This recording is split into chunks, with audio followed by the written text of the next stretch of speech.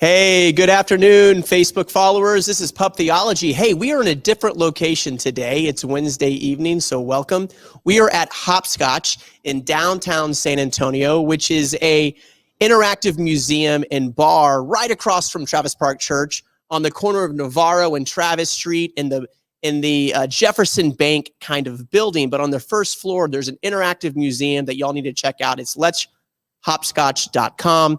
And it's a really cool museum where you can go and see different interactive features and be a part of the art for all ages. And it's right across the street from Travis Park Church, which we're located at and where I'm a pastor at. And so we decided to try Pub Theology live online here. You know, normally at Pub Theology, you know, for 3 years, we met at a bar and we could hang out in person. But during the pandemic, we've been trying to go online, and it's a totally different format, but we're trying to still embrace the local restaurants around us. And no better place to practice this is with my next guest.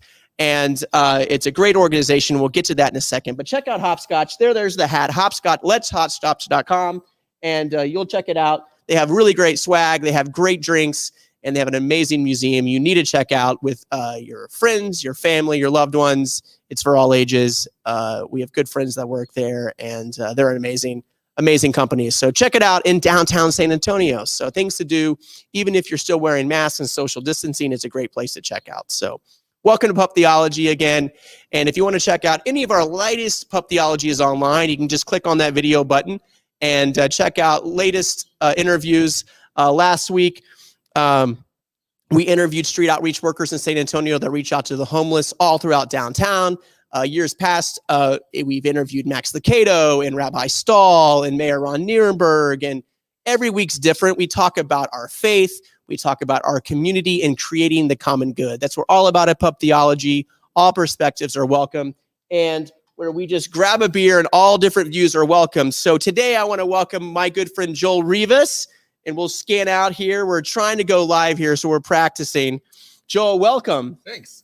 So Joel is the executive director of City Culinary, and it's also an organization called Herd. It's kind of like a sister organization within Saint City, or the other way around. Is it the other way around? The City Culinary Foundation is the 501c3 That's right. organization, and Herd is one of our programs that runs under that. So. And I want to get this right. Joel, we met through our mutual love through Derek Webb, who's actually been on Pub Theology. Yes. He's been not only a guest, but he's performed live at different venues.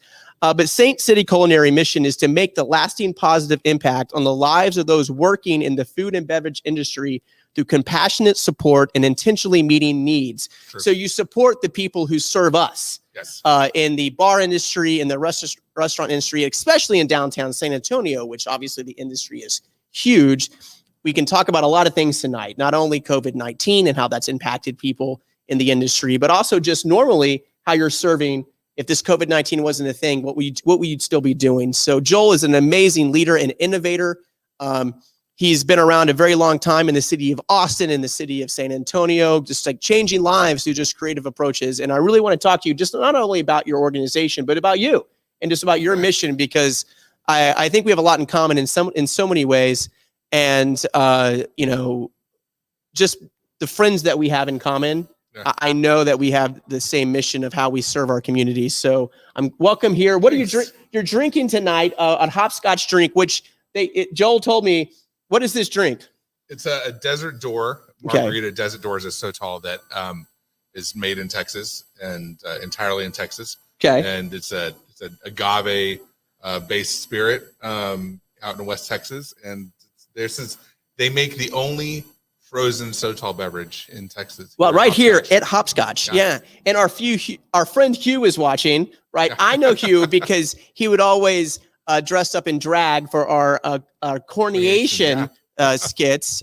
He always required that he must be. So he played Kellyanne Conway and great characters in the past. And he's watching, who's now on your staff. So yes, he's our chief operating officer. All right. Yeah. So right now, I want you to get out of the way. Right now, give me your pitch. Like, what is City Culinary all about? What does Herd do? Sure. And your mission there? So our main focus with City Culinary Foundation is human sustainability in the food and beverage industry.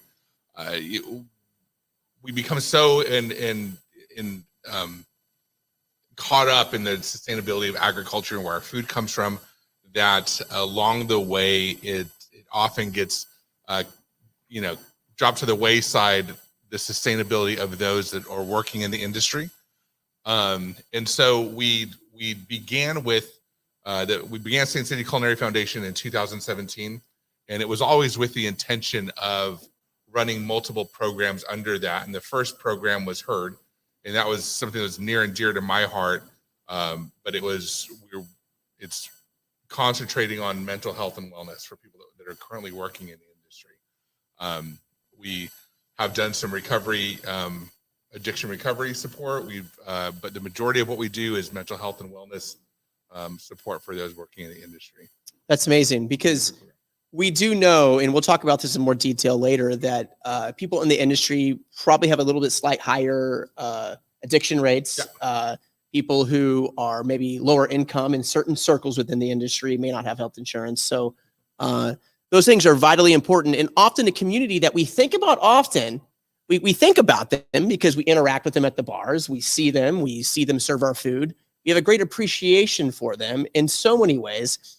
But at the same time, we forget about the needs that they might have, right? So it's kind of a trap, because we think, oh, we hang out with them all the time. Like, they serve our food, we know their name, we know the bartender. But then we think, when we go home, we don't think they may be lacking in some mental health care. They might be lacking in healthcare in general. They may not have health insurance at all. And we don't even realize the impact that might have on the lives of people who serve us. Yeah, absolutely. And even more so, a lot of times people don't consider, if you dig another step deeper, yeah, that people that, especially those that have worked in the service industry for a long period of time, or for their career, typically have a personality of serving. Yeah, and they're givers, and the emotional payoff a lot of times is making other people happy. Sure. That's why when people, have a lot of times have really great bartenders that they feel comfortable opening up to, and those bartenders feel a void of giving advice and being companionship. And a lot of times people in the service industry that are genuine givers, they break themselves to pieces, and that's what helps keep us together. But the problem is, what people don't consider is a lot of times that those folks don't fill themselves back up. And wow. that's where and that's where we have issues with such high amounts of suicide in our industry. We have such high amounts of mental health issues and substance abuse issues that kind of go hand in hand with that a lot of times. And so typically it's those people that are servers, and that when you think back of all the times that you've had birthdays, or people got engaged at restaurants, or hung out and because you were lonely at a bar, and all of those times that you've done life in a restaurant or bar, part of your life, that the people on the other side of that typically are givers, and that's what they love doing. This is interesting, because I work in an industry where a lot of people who serve in nonprofits or serve in churches, totally. or faith-based or not faith-based, this same predicament, right? Absolutely. They give a lot, and they find sometimes that they're afraid to go to places, right? Yeah. And the same type of mental health problems you see exist. And that's something I'm always attracted to, in a way of trying to find out how to best serve those people who need those resources. But 1,000%. I'm a pastor's kid, so yeah. Oh, you are. So I'm a pastor. Both my grandparents are pastors. I can't take the PK, but I guess I'm a grandkid PK, whatever that is. My dad was a pastor, and my grandfather was a pastor. What denomination? You can Southern Baptist. Southern Baptist. And did you grow up Southern Baptist? I did. Wow. And so tell me a little bit about your journey. How did you, you obviously you grew up somewhere, and then you landed here. What was the journey of Joel to Saint City Culinary? Oh, goodness. How long is this podcast? I'm just kidding. We there's no end button. So I grew up in the church my entire life. Yeah. And when I left high school, I was working in the service industry when I got out of high school. And which is where? In Dallas. In Dallas, Texas. Okay. So working in the industry, I formed some horrible habits and made some horrible choices, and became an addict. And then when I was 20 years old, my mother passed away, and I, at this time, I wasn't, I wasn't going to church. I'd already left the church at that point. And so went to rehab and went and got clean and lived in Mexico for some time in Mexico City. And while I was there, worked with a church in Mexico City, which was really wonderful and very service oriented and just filled with some amazing, fantastic people. Came back to the States and went to a Baptist university for a bit. And it was my experience there, although some of my greatest friends on the planet I met there, and people I love to this very day, and they're very dear to me. But the religion part of it, it turned me off in a lot of ways. And so I left the church for quite some time. And it wasn't until, if we're talking faith, it wasn't until, I guess it was been about a year and a half that I went back to church, started going back to local church here, and spent a lot of time reconstructing, after deconstructing my beliefs and what I grew up in, spent some time, reconstructing my faith and I know that those words, sure, you hear those are very common words. Very common words. Very now these buzzwordy. Days. It's very buzzwordy, but it's exactly what it was. And so now I think spiritual health is very important, and I think that comes from, for different people, it comes from different places. Sure. I just happened to come to the realization that the goggles in which I see spirituality, because of how I was raised, revolves around the Bible, and that's I try to live by, with grace and love and tolerance and taking care of people, and regardless of where they're at. Yeah. No, that's beautiful, because when we work with people who are on the streets or the unhoused community, right? And we are working with people who have addictions, and there's actually a group meeting that we just saw right now, right across the street. And we let all people of all faiths in, because you're not going to be able to get any to road to recovery without embracing who they are in the philosophy or the religion or the faith that they seek, right? And if you embrace that, if you don't embrace it, you're not going to get on the road to recovery. And so embracing where people are in any spiritual journey is important. You just can't you can't cast it aside, because then you're going to cast aside a lot of the recovery process, right? Absolutely. Especially if there's pain and suffering there that needs to be worked through, or there's misunderstanding with their faith that they have to get out. You still have to meet them there. And I think that's beautiful. I think you fully understand that. So, I met you maybe years ago, but we met randomly at a Derek Webb concert. Yeah. Derek Webb was a Christian artist in a band at Caedmon's Call. So people who are watching, and most people watch later on their own time, but it's a Christian kind of acoustic pop band in the 90s. 90s, yeah, 2000s. Yeah. And then he kind of broke away, and he's kind of deconstructed his faith. Mm-hmm. And we appreciated that about him, I think. And we went to a bar on St. Mary's Strip, and not many people came, but we both ran into each other, and we both talked the entire night. And, I fully connect with that understanding of, deconstructing your faith to fit a model that feels authentic to where you're at now. And I think that's really important to discuss, because we're really divided everything right now, country, society.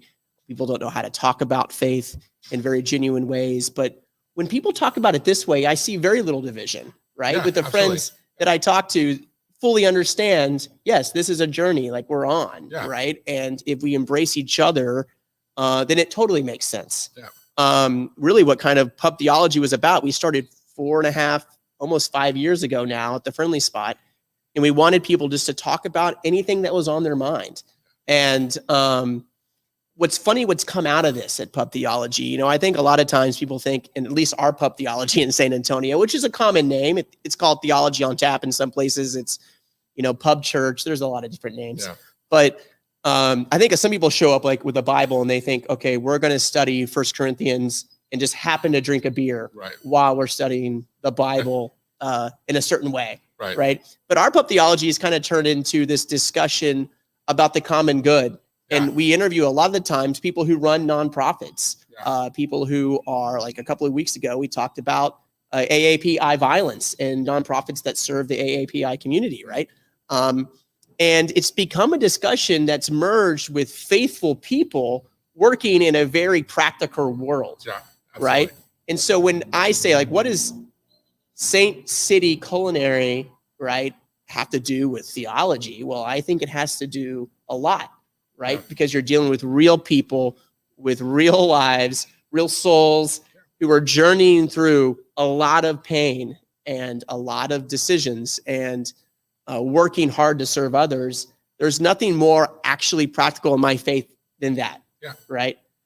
So where did the name Saint City Culinary? I think I can figure it out, but tell me why you came up with that name. Because Saint City is because we live in a city named after a saint. Okay, so it's founded here in San Antonio. San Antonio, yeah. Okay, that's good to know. Really simple. And that's it was then launching Herd. Herd came from Herd is a word that's used widely in the service industry when you're yelling out, that when someone shouts out an order or gives okay, I got it. Ready, that it's a way of saying 10-4 or gotcha kind of thing. So so it just worked. But yeah, that's where the name came from. And your website is we have it right here. It's iheardyou.org, which I love. So where did this phrase come from? Where did the website come from? Yeah, iheardyou.org. It was one of our board members, Drew, who's good job, Drew. That's a great website name. Yeah, it was fantastic. And he in the very beginning of stages when we were talking about doing the branding and the website, he grabbed that name and he was like, "Hey, we parked this name. What do you think of it?" And I was like, "That's incredible. I was like, that's fantastic. Let's go there. We'll go with that." So yeah, that's our Herd website. Yeah. Wow. And see, this is so important. Walk me through, and I think people are going to have questions about this. And if you have any questions, please, there's the camera. If you have any questions, please post on Facebook or YouTube on the Pub Theology feed. That will pop up and we can read it. And we can ask any questions if anybody's interested, and we'll find those in our dialogue tonight. So if you're watching tonight, please think of a question. It could be about the industry. It can be about addiction. It can be about mental health care. It can be about anything that you think of, and we'll try to answer it tonight and want to be involved. Normally, this is the bad thing about all being online. We can't really force that conversation. Normally, we'd be around a chuck wagon, we'd be drinking a beer, and we'd be talking. So we're trying to break through that as best as we can. We know that's difficult, especially when most people watch it later. But if you're watching live, feel free to ask a question. So I have a question about COVID-19. Yeah. COVID-19 rolled through, and it affected everybody, really globally. But it also hit the industry in extremely hard ways. And how did your mission immediately change? You had a mission already, right? You had a mission to serve people in the industry with mental health care and healthcare initiatives and just walking with them. When did you wake up and say, "Oh my gosh, our mission's going to be double down now"? Yep. So tell us about this past year and how it's affected the industry. Right? We were before the pandemic happened. We were having in-person support group meetings here and in Austin, and on a weekly basis.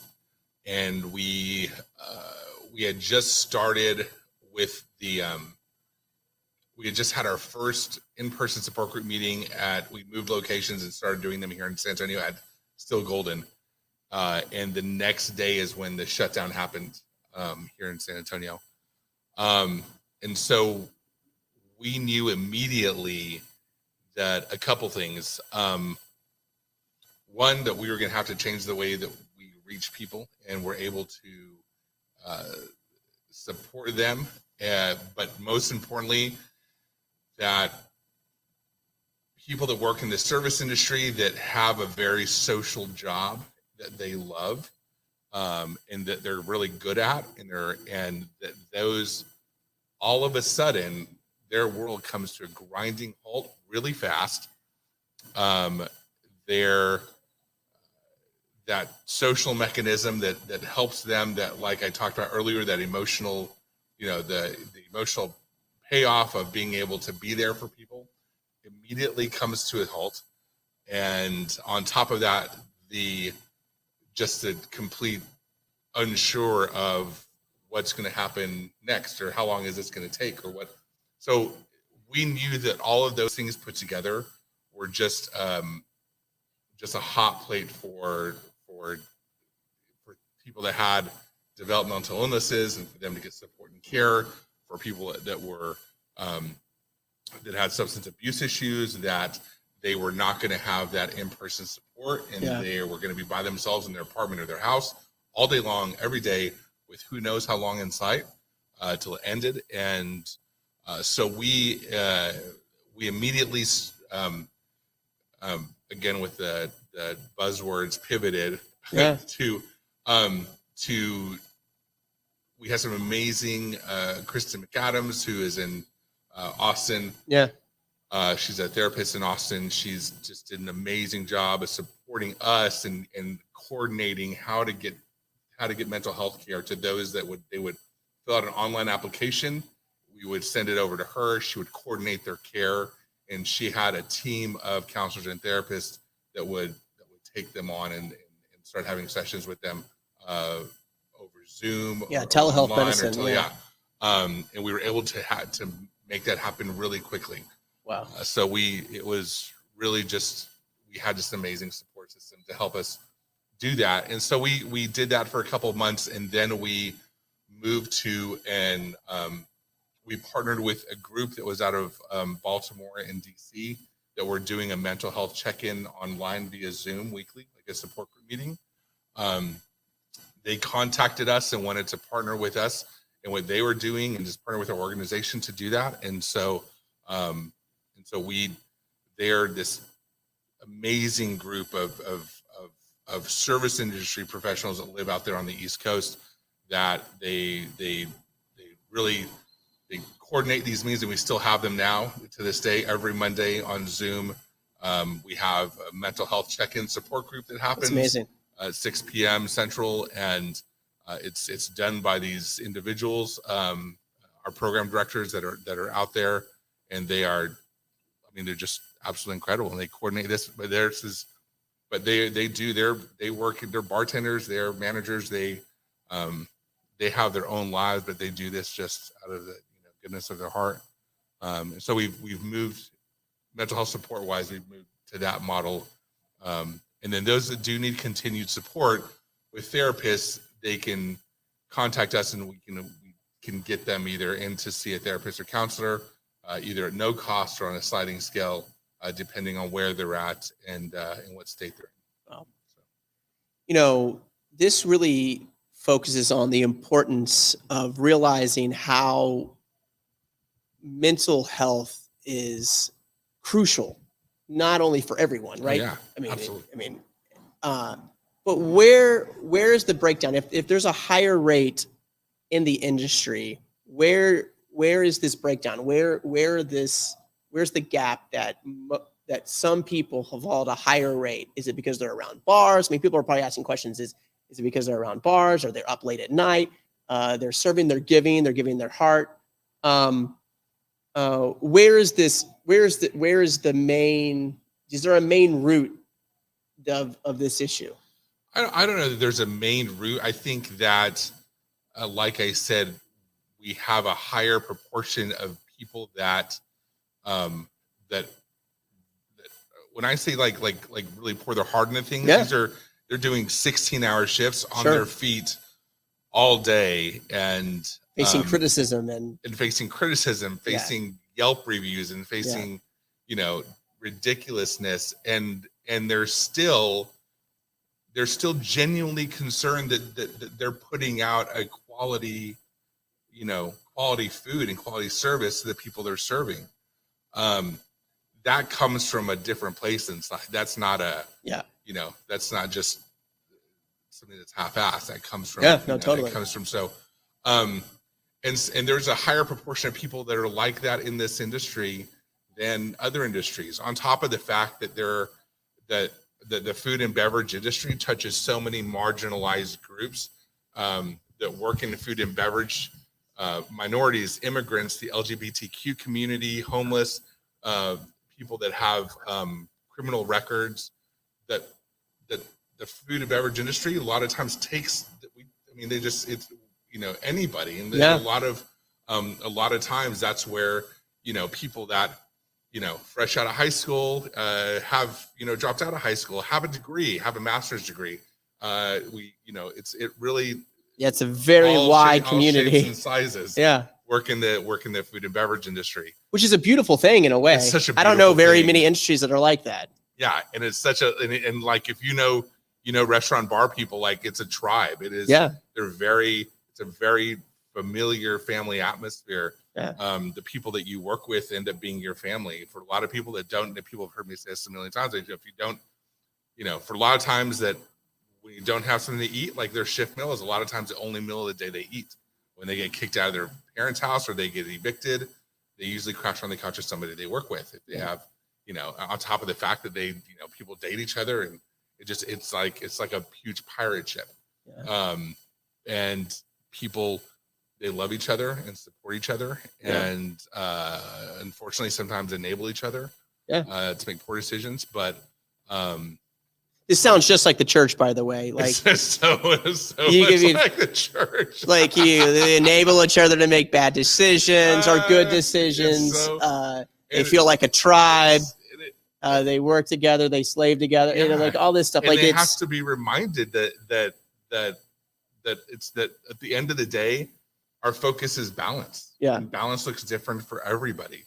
And for some people, it's complete sobriety and going to rehab, and for some people, it's completely stepping away from the industry. For some people, it's taking a break or maybe implementing some yoga or running into their life, or just getting out of the rut of living, an unhealthy lifestyle.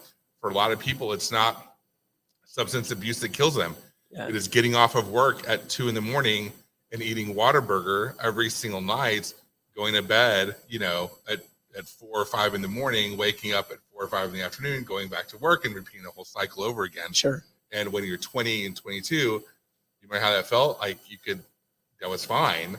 You could hold those hours, but when you're in your late 30s, your body starts to say no. And then you couple that with the high amount of people that don't have access to healthcare, that may have blood pressure and health issues that they have been completely unchecked because they haven't seen a doctor in 15 years. It's a recipe for a lot of hurt. And every time I'm in these circles in the nonprofit world, I do know the running thing's a huge thing. Somebody was telling us like, hey, you should get a running program for Corazon Ministries with the homeless, maybe those in the working poor. And they mentioned that there's like a running program that you're connected with. I think, tell us about that. Saint City Run Club. Yeah. It wasn't my original idea at all. Okay. But we took, so Philip Spear is a chef in Austin who is a chef at Commodore, which is an amazing restaurant there in Austin. And he is the chair of Ben's Friends, which is a nonprofit organization that does addiction recovery and sobriety support for people that work in the food and beverage industry. Amazing program with amazing people at the helm that do amazing work, changing lives. And he started a run club called Commodore Run Club. They're in Austin, and it's just, again, getting people in the service industry to normalize wellness and get them moving.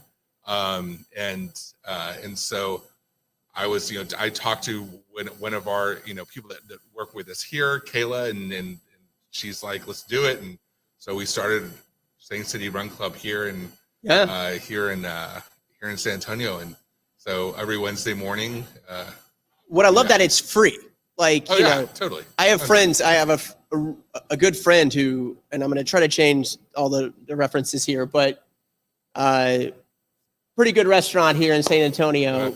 And the way that she found recovery was literally running every day. Very, very extreme addiction. And each and every day she hit the streets, and slowly but surely that was her saving grace, was running and just getting out and exercising. And, if you can build that type of community, the cost is very low, right? You don't have to do a massive fundraiser to have a running club, which is also what I want to bring up, the health you provided during this COVID-19. As vaccinations became more and more prevalent, just recently you're at Burleson Yard, which is a bar on the near east side of San Antonio, and you provided over 300 vaccinations. Pfizer, by the way, which is that's the good stuff. And so you're, what is it called? House of Pfizer, like now they heard. And you provided vaccinations for those in the industry. Then you opened it up at the end of the day to anyone who needed a vaccination. Tell us how that connection happened. Tell us about how the crazy world of just walking through that, because I think I know some of the story, but I'll let you sure. say There was an independent pharmacy that reached out to another service industry family here. The Newmans, we can say this one. Okay. So the Newmans, and they said, great family, Jody and Steve Newman. They're amazing. The Friendly Spot, which is our original host of Pup Theology here.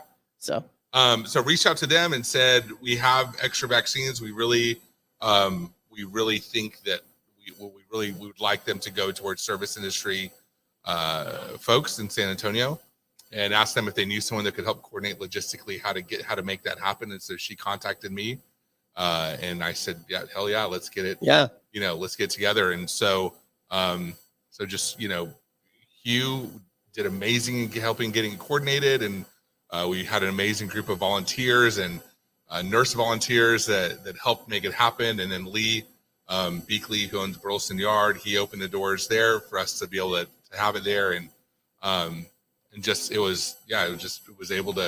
it could not have gone smoother that day. It went very smoothly. 318 people got vaccinated. They'll come back and get their second vaccination next month. But yeah, that's awesome. It was great.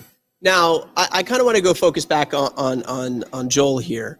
When you went in the industry and you said you went through some addiction issues, and what started to get you to climb out of it? What was there wasn't Hurt at the time. There wasn't City Culinary. No. Tell me what worked for Joel. What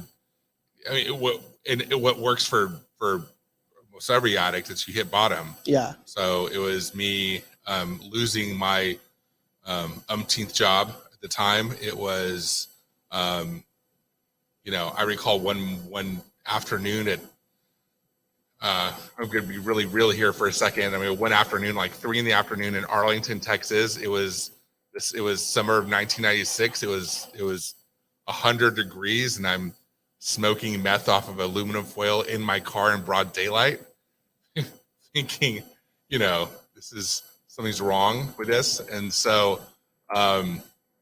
it was, at the time I was living on my brother's couch at the time, and I remember I lost a job. I went back to my brother's apartment and told him hey, I lost another job, and he flipped out, on me. Around the same time, my dad called my brother's apartment, and I could hear my brother yelling in the next room, how he's done with me. He's just had it. He can't, I can't just keep staying there, and freeloading. And so I hear him go, yeah, hold on a second. So I guess my dad wanted to talk to me. So my brother yells at me in the next room and says, Dad wants to talk to you. So I come in, just already feeling like crap, and getting on the phone with my dad. This always kills me because, and he was like, are you ready to come home? Sure. And,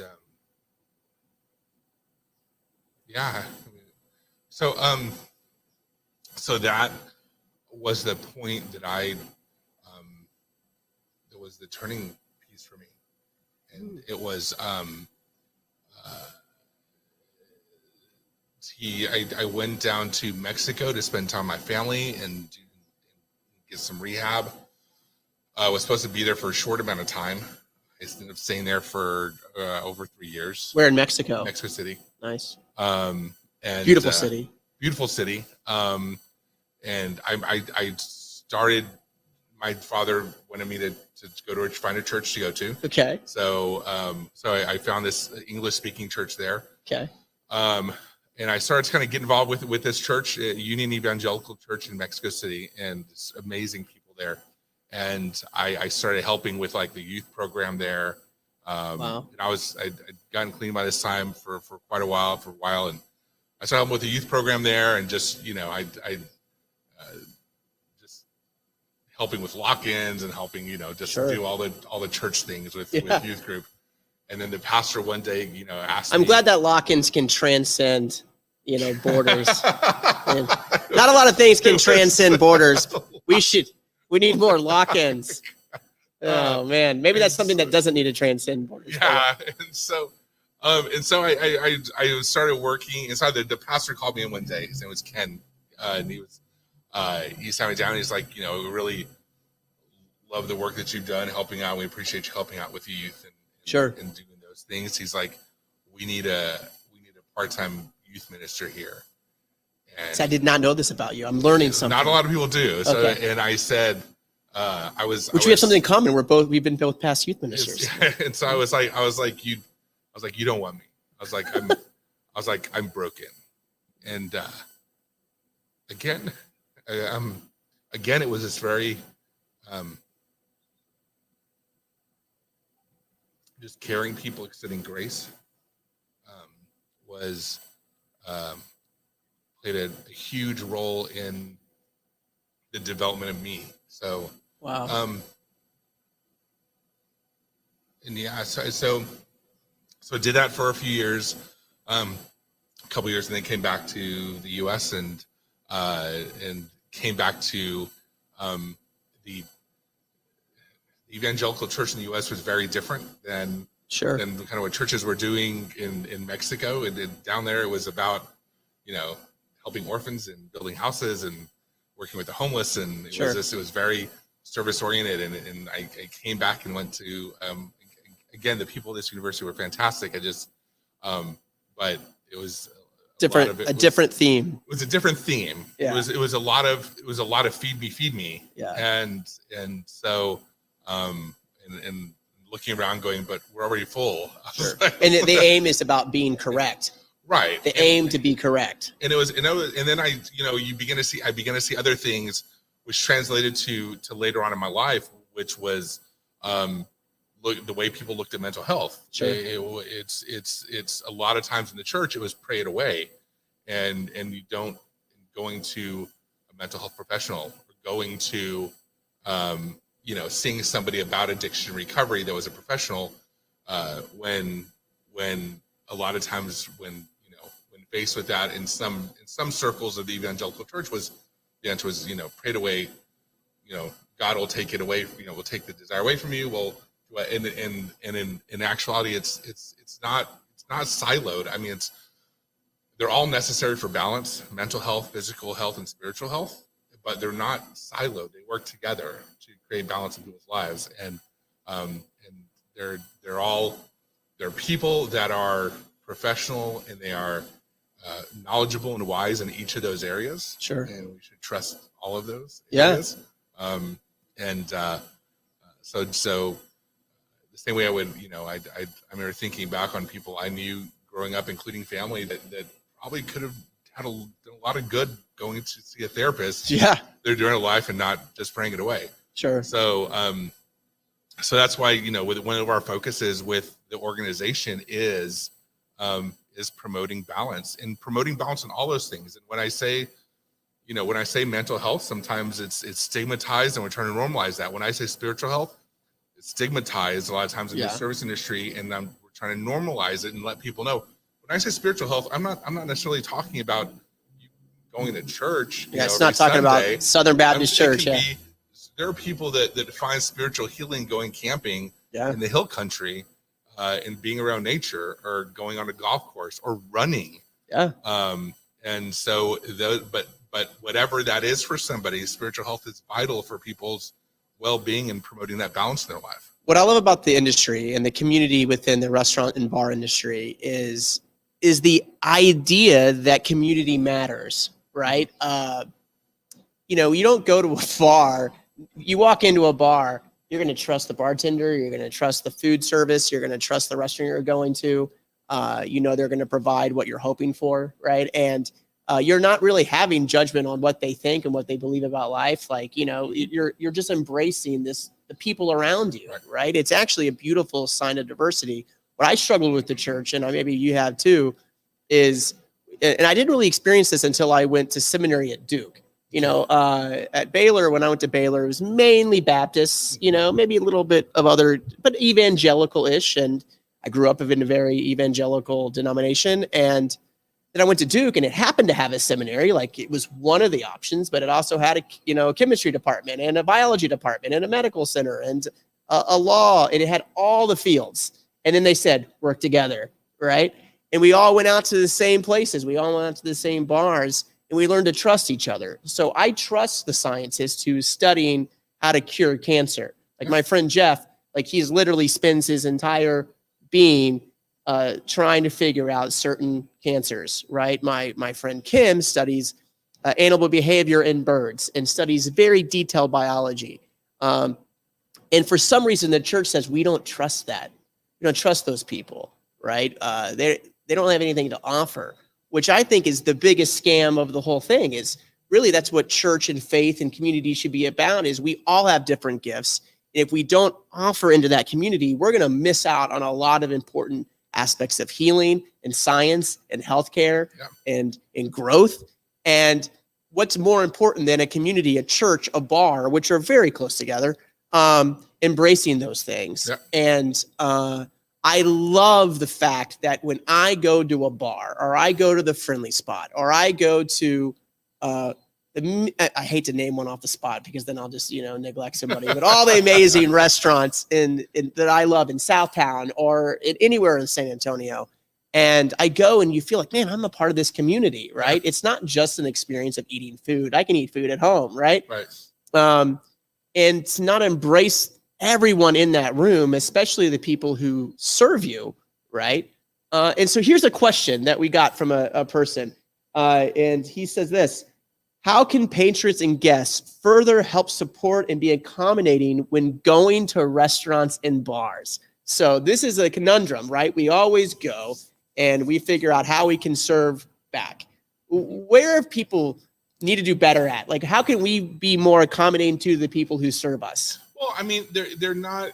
It's and a lot of people are doing it right. I know that we see YouTube videos and the Karens or anti-maskers get kind of sensationalized, but there are a lot of people that go and do it right. And really the best thing to do is go and just treat your servers like a human and tip, I knew you were going to say tip. So, there are still the vast majority of servers that make $2.13 an hour is the minimum wage for servers in Texas. Tip. Like it's that's part of their livelihood. They're providing a service for you. So and I know I've heard all the arguments of people saying that that you should rally for just higher wages, and I get that. But today, when you're eating at the restaurant, that person's making $2.13 an hour today, tip. And just treat your service industry professionals like you would your friends. Wow. Just with respect and dignity, and that they're people with feelings and they have things going on in their life just like everybody else. And don't do things like don't snap. Yeah. Don't yell, hey, don't be a misogynist pig and talk down to this young lady that's a bartender, or say some ridiculous sexist comment or sexually harass them, or objectify them, because we feel like if they're serving us, we can really do anything. Kind of whatever. Yeah. Because it's about us. Yeah. Right. It's not about the community. It's just about and when people get mad, the meal is not right. The meal is not this. It's like right. One meal is going to ruin your life here. Yeah. Like, this is an experience. Right. And also taking into consideration things that we're going through as restaurants. The lack of staff for restaurants right now is an epidemic across the United States. Every restaurant and bar, for the most part, are short-staffed. Wow. Everyone is looking for servers, for cooks, for bartenders. I get probably 3 to 5 phone calls or text messages a week from owner-operators in San Antonio and different cities saying, do you know anyone that's a bartender that is looking, or a cook that's looking for a job? And I'm like, it's just something that's happening all over. So when you go out to restaurants, just have a little grace. Like they're working hard. They're trying. The owners and operators, they're trying to pay their people, and they're trying to get rent paid, and they're especially these independent restaurant owners. Yeah.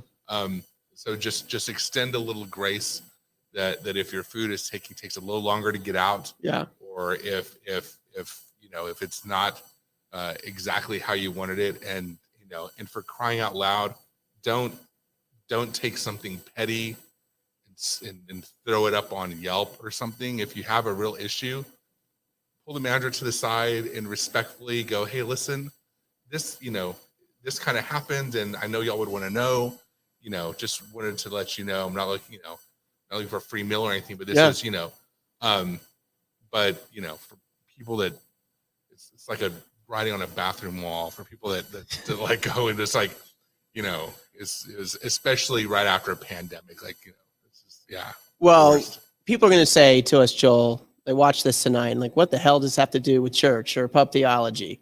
I'm going to bring it home for you. You know, the Jerry Springer show, have you ever watched it? It's chaos, right? Yeah.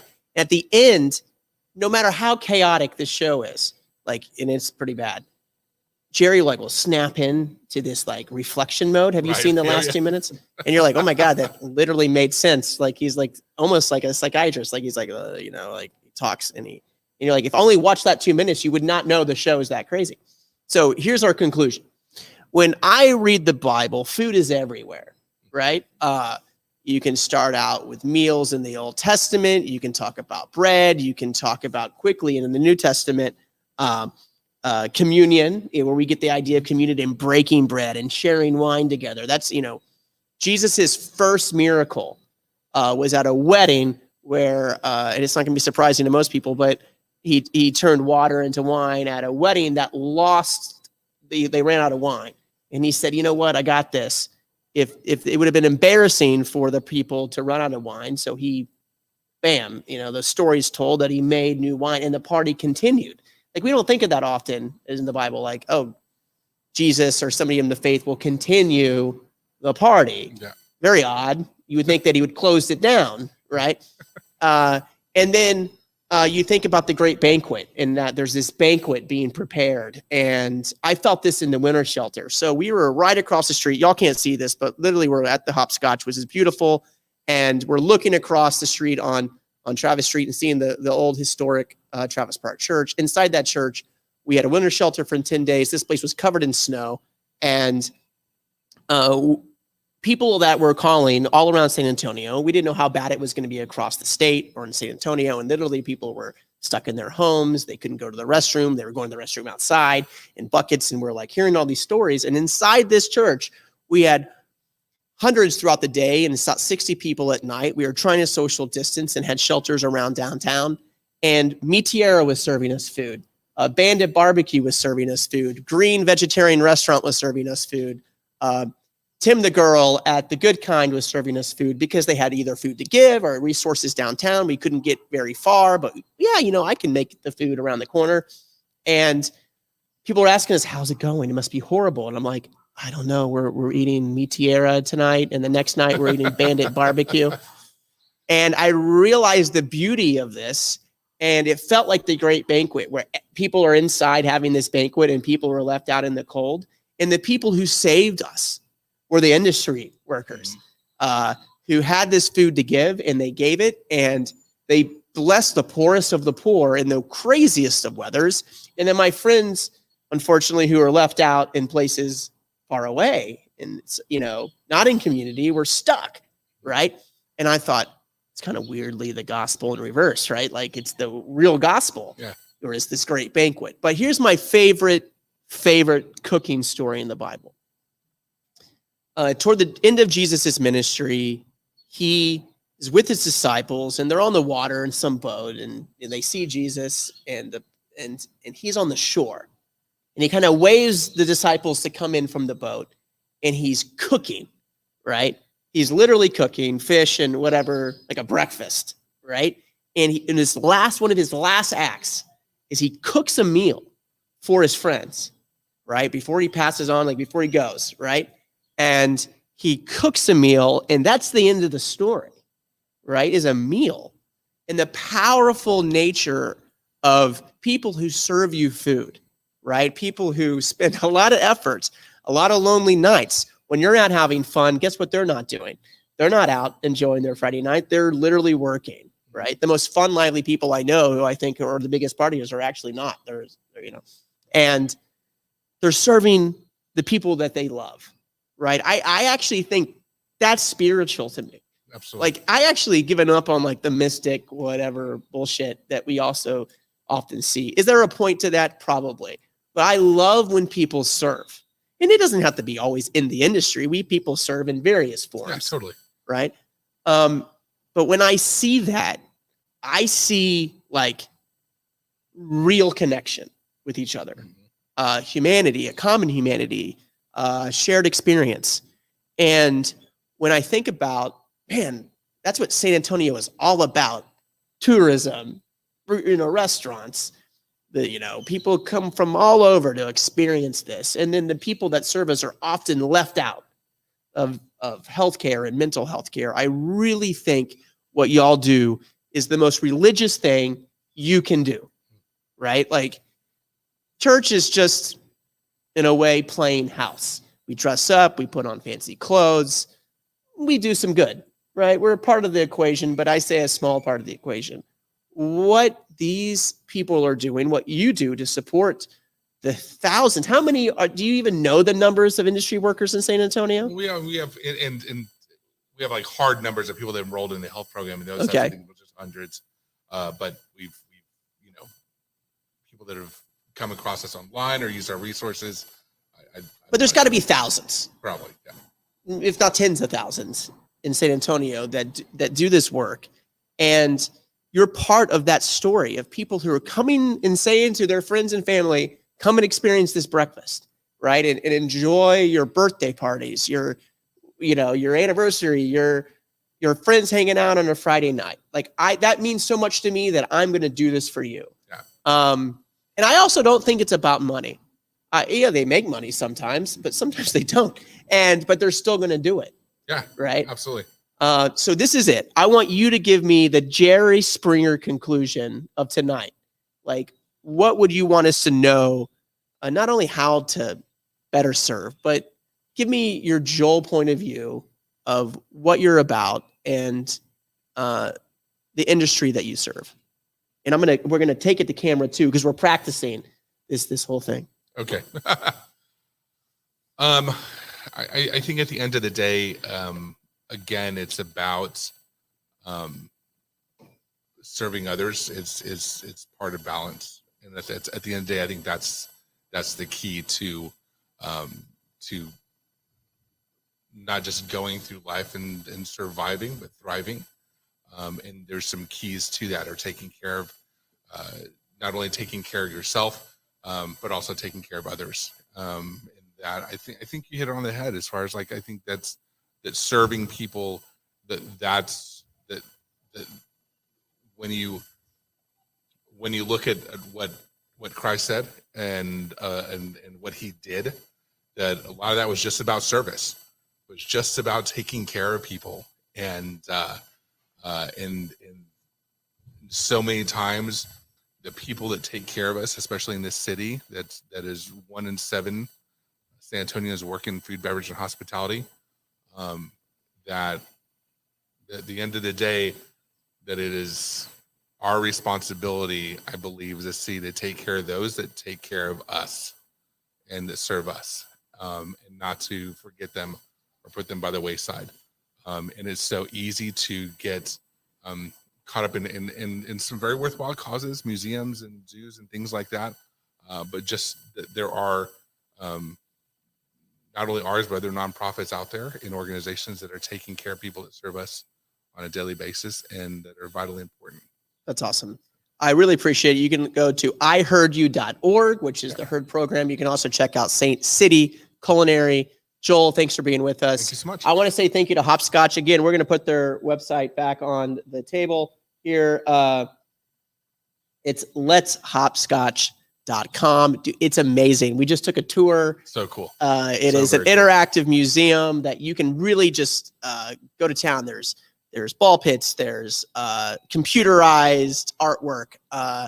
There's exhibits that you can go and mirrored exhibits. You can actually, this is the coolest thing. My favorite thing, I think, because it's like a confessional booth. You can listen to people tell secrets, anonymous secrets. You don't know their names. You don't know what they're about, but they record secrets, right? And they share them. They could say, you know, I really don't love my spouse, you know, or I did this at my work and it was not right.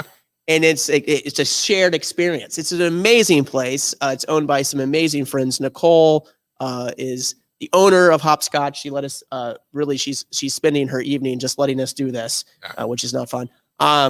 And so we really appreciate Hopscotch. Check it out. And it's just embracing what San Antonio is all about, and it's the service industry. So thank you, Joel. If you want to learn more about that, please go to iheardyou.com, because that's what it's all about, is hearing one another. And that's what really spirituality is all about. I will go to my grave believing that religion is about you and I. It's really nothing more than that. And so thank you for taking time to care about people who are often overlooked. And I know that you just don't care about people in the industry. Like, it's not like, oh, we only care about people in the industry. It's really anybody who's left out in the cold, right? And so whether that's people who don't have insurance or healthcare, you'll probably find a way to serve them. So thank you, Joel. Thank you for Hugh and your JB. JB. And I love Hugh. I'm so glad when you hired him. I was like, oh, that's a good hire. Should have thought of that. Actually, you helped me in our search for our chef. You know, Corazon has a chef. We're kind of in the industry in some ways. Yeah, we serve hundreds of. Yeah. So thank you for doing this. I hope we can find ways to partner in the future. Thanks for Theology. Again, you can check us out most every week. We've been trying different ways during the pandemic. Hopefully soon you can come, maybe crash at the Hopscotch, and we'll do this Theology thing in person. So thanks for joining, and have a good night. Thanks.